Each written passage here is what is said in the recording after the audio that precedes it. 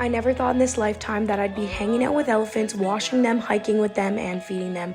We started the morning early, got some bananas loaded, and headed our way to a beautiful sanctuary for elephants where they are actually free, but still to some extent caged, but they are not on leashes or anything. We got there, which is so beautiful.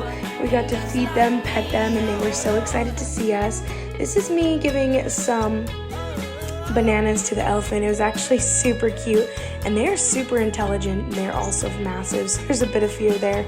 Then we went on our hike with them, and they love their dirt. They love blowing it around on themselves, and they're just like giant puppies. They're not paying attention where they're going, so you definitely have to pay attention where you're going, but they're just so adorable. When we got back, we then gave them a mud bath and got to rub mud all over them, and then actually gave them a real bath in the lake.